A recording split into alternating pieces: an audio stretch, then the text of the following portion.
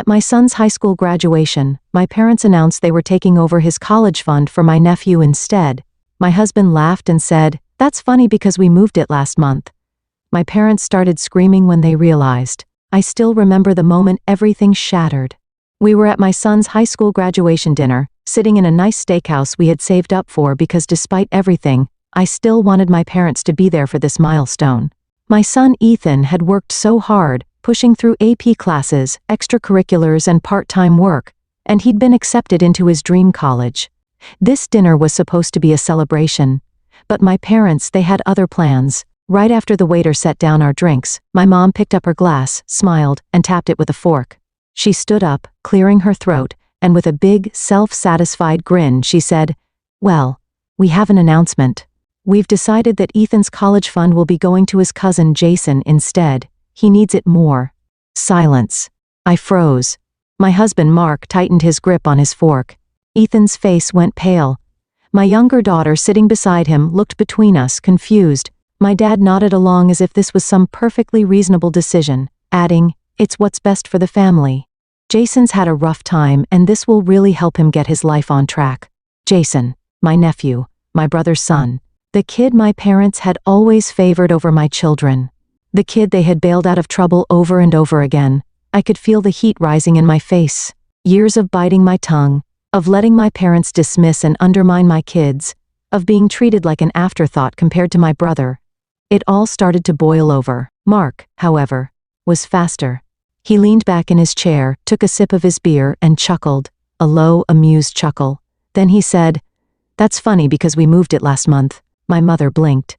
My dad's smile wavered. "What?" my mom asked, her voice sharp now. Mark grinned and said, "Yeah, we saw this coming. So we moved Ethan's college fund out of their reach weeks ago." Then, everything exploded. My mother's face turned red so fast I thought she might pass out. "You had no right," she shrieked. My father slammed his hand on the table, rattling the silverware. "You can't do that. That money was meant for family." I finally found my voice. "Ethan is family, and that fund was his. You had no say in it. You are being selfish," my mom spat. "Jason needs this. You know how hard things have been for your brother. We are fixing things for him, and you are ruining it." That was when it really sank in. They had never planned for that money to be for Ethan. Not really. They had always been waiting for the right moment to swoop in and take it. I glanced at Ethan, who was staring at them with pure devastation. He had grown up knowing his grandparents didn't favor him, but this was different. This was proof that in their eyes, he didn't even matter. And that broke something in me. "Fixing things," I repeated, my voice shaking. "You mean the way you fixed things last time Jason stole from us? Or the time he got arrested and you paid off the charges? Or the time he wrecked my brother's car and you bought him a new one?" My dad growled, "That is not the same thing. Jason has been struggling. Your brother is a single father doing his best. And I'm a mother doing my best," I shot back. "And you just told my son, on one of the most important days of his life, that his future doesn't matter, that you were stealing his chance at the life he worked so hard for," my mom scoffed. "Oh please, Ethan can take out loans like everyone else." That was it. That was the moment I knew there was no coming back from this. Ethan stood up so fast his chair scraped against the floor. "You know what?" he said, voice trembling but strong. "I don't need anything from you. I don't need your money, and I definitely don't need you in my life." Mark stood too, putting a hand on Ethan's shoulder. "Let's go," he said, his voice steady, calm. "We don't owe them another second of our time." I stood up as well. "This was your last chance," I told my parents. "You have shown, again and again, who you are. But today, you made sure we'll never forget it." And with that, we walked out. They screamed after us, called us ungrateful, said we were tearing the family apart. But as I looked at my son, his head held high despite the pain in his eyes, I knew we had done the right thing. What I didn't know was just how far my parents would go to try to get that money back. We left that restaurant knowing things would never be the same, but I had no idea just how far my parents would go to get back at us. At first, it was just phone calls. Endless, furious voicemails from my mom screaming about how we had betrayed the family. My dad left a few too, gruff and filled with anger, saying things like, "You'll regret this." My brother, who had stayed out of the argument that night, finally sent a text 2 days later. "I don't know what's going on, But Jason needs that money more than Ethan does. You're being selfish. That was all he said.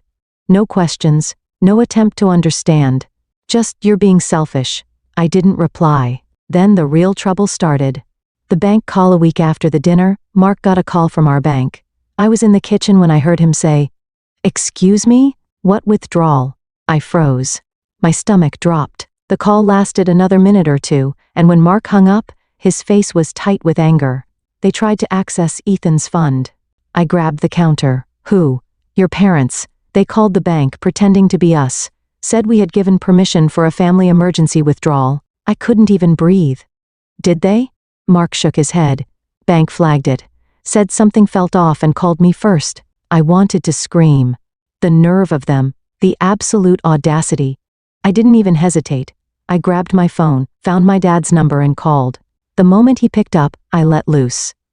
"You actually tried to steal from us?" I said, my voice shaking.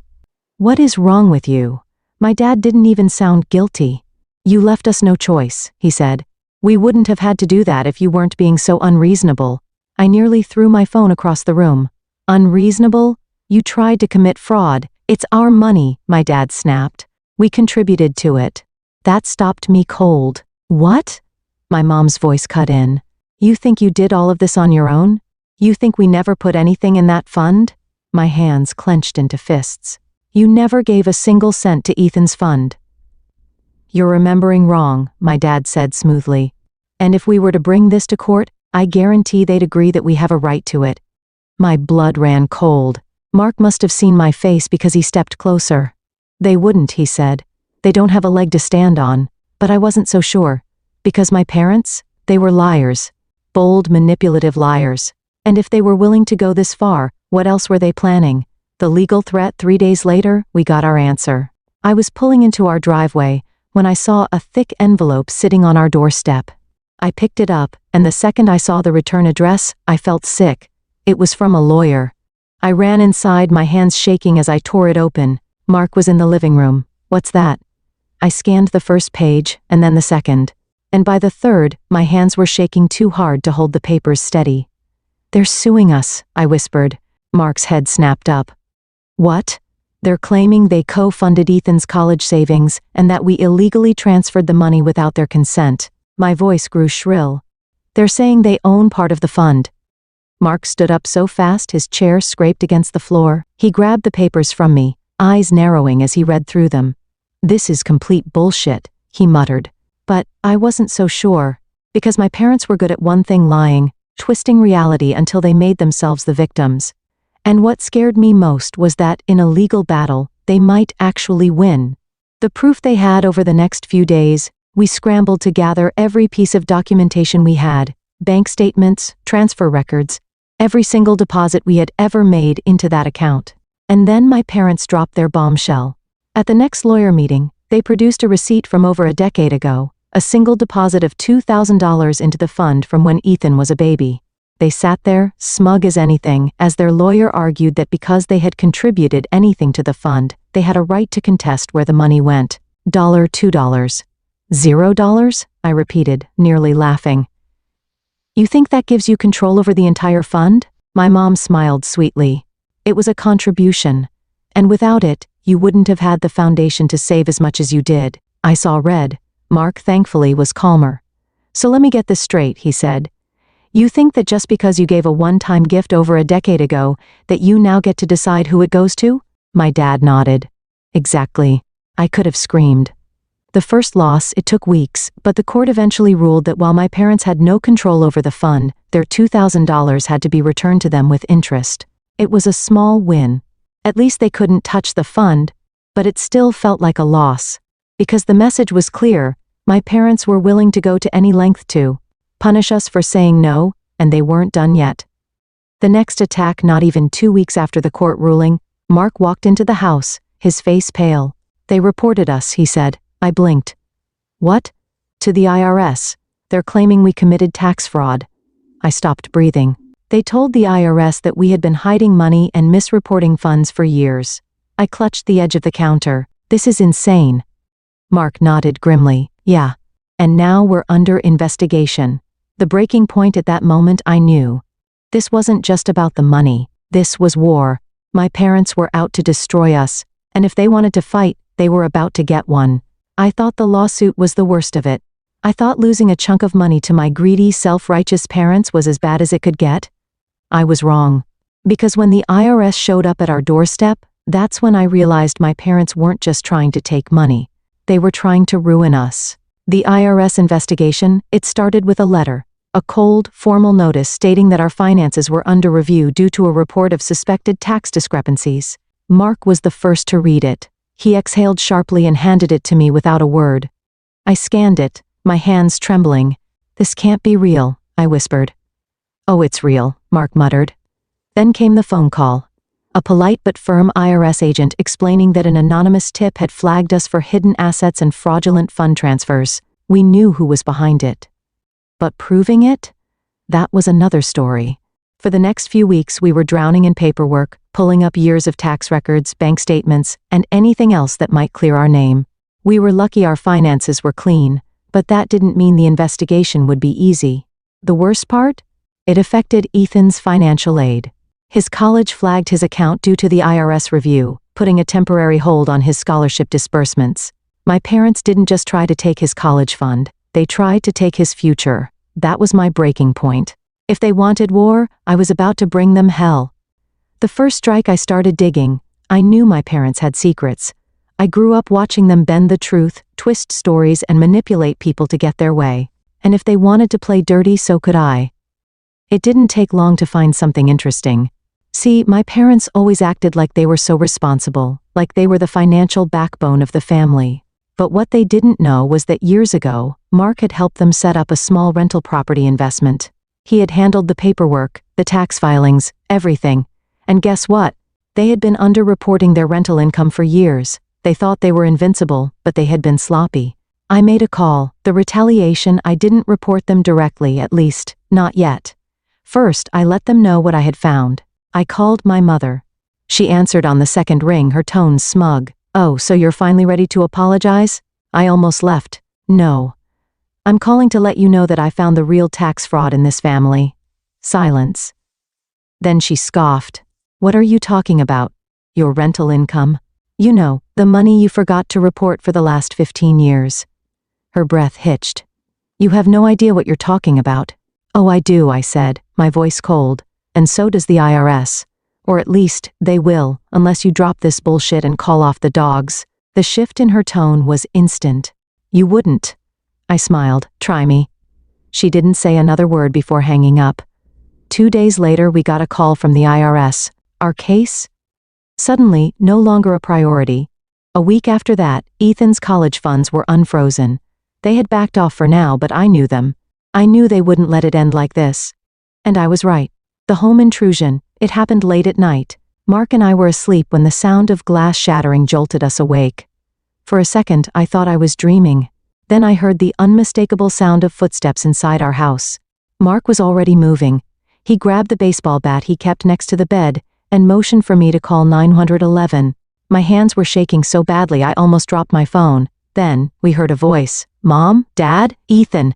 Panic shot through me as I realized he was awake. He had heard the noise, and instead of staying put, he was coming downstairs.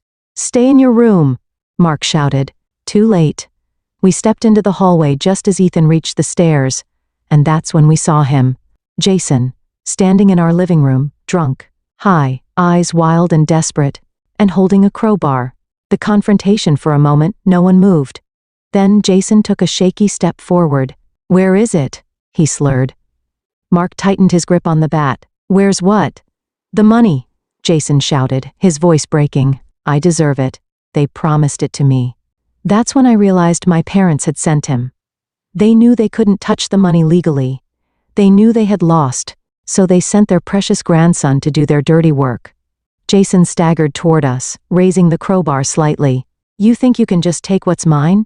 Ethan took a step forward, his fists clenched. "It was never yours," he said, his voice steady despite the fear in his eyes. "And you need to get out." Jason left a broken, bitter sound. "Oh yeah? What are you gonna do about it?" That's when Mark swung the bat. He didn't hit Jason, just the wall beside him. Hard. The sound was enough to snap Jason out of his drunken haze. He stumbled back, eyes wide. Then, without another word, he turned and bolted out the front door. The police arrived 10 minutes later. Jason was arrested for attempted burglary. My parents? They bailed him out before the sun even came up. And then, my mom had the audacity to call me. "You've gone too far," she hissed. "You had him arrested?" I almost laughed. "He broke into our home with a weapon. That's on you." She was quiet for a long moment. Then she whispered, "You'll regret this." And for the first time, I truly believed she meant it. Because this wasn't over. Not by a long shot. The family gathering that turned into a war zone 2 weeks after the break-in, my brother reached out. He wanted to meet. "It's gone too far," he said over the phone, his voice exhausted. "Mom and Dad are a mess. Jason's a mess. We need to talk." I almost left.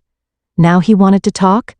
After sitting back and watching while our parents tried to steal from my son, after letting them manipulate and use him like a pawn? But Mark convinced me. "Maybe this is our chance to end it," he said, "to get some real answers." So against my better judgment, we agreed. The family meeting was set for that Sunday at my parents' house. It felt like walking into a battlefield. Mark and I arrived first, with Ethan refusing to come. "I'm done with them," he had said simply. And I didn't blame him. My parents sat stiffly on the couch, their expressions cold. My mom's face was drawn, her lips tight. My dad wouldn't even look at us. Then my brother walked in with Jason. I tensed immediately.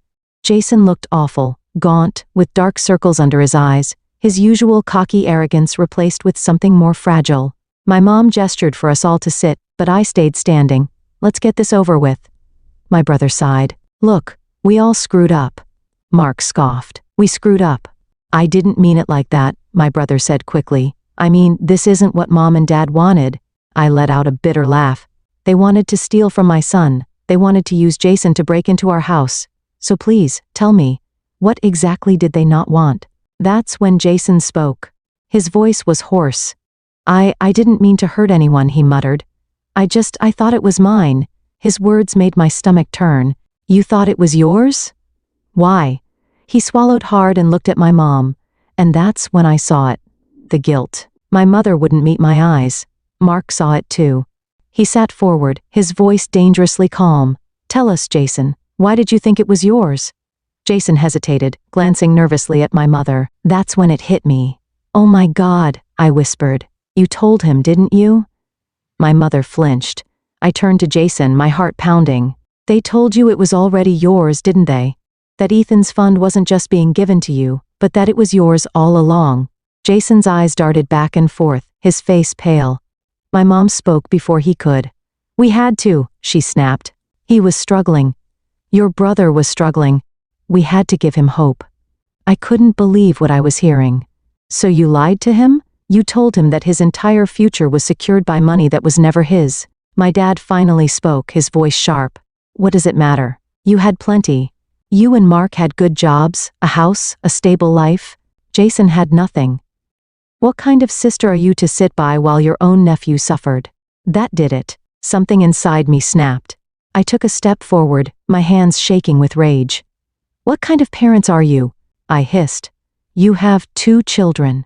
But you've spent your entire lives treating me like a second-class citizen, while I pointed at my brother who shrank under my glare, got everything handed to him. And now, you expect me to just give away my son's future because of your guilt?" My mother stood abruptly. "We did what we had to do." "No," I spat. "You did what you always do. You chose my brother over me. And this time, you got caught." Silence filled the room. Jason was shaking his head, his face crumbling. You lied to me?" he whispered, looking at my mom like he was seeing her for the first time. "Jason," she started, reaching for him, but he backed away. No. "You promised me," he whispered. His breathing became erratic. "You swore I wouldn't have to worry about college, that I was set." He looked at my dad. "And you knew?" My dad's silence was answer enough. Jason let out a shaky laugh. Then he turned to me. His voice broke. "I'm sorry." And for the first time in my life I saw it. The realization, the regret. The understanding that he had been used just as much as we had been hurt. He turned and walked out. I didn't stop him. My parents tried to justify it. They ranted. They raved. They said I was overreacting, that I was tearing the family apart. I simply said, "We're done." And this time, I meant it. My brother tried, once, to reach out after that day. He apologized, admitted he had let things go too far, that he had believed our parents too much. But I wasn't ready to forgive. Jason, surprisingly, stayed out of trouble after that. He got a job, took classes at a community college. Whether it was guilt, shame, or a true wake-up call, I'll never know. But I hoped, for his sake, he had finally learned. As for Ethan, he went to college. His college. The one he had earned. My parents never saw a dime of that money, and they never saw us again either. I won't lie and say it didn't hurt. Cutting off your own parents, even ones who never truly loved you the way they should have, is like grieving the dead. But you know what? Sometimes it's better to bury the past than let it keep hurting you. And I chose to live. The end.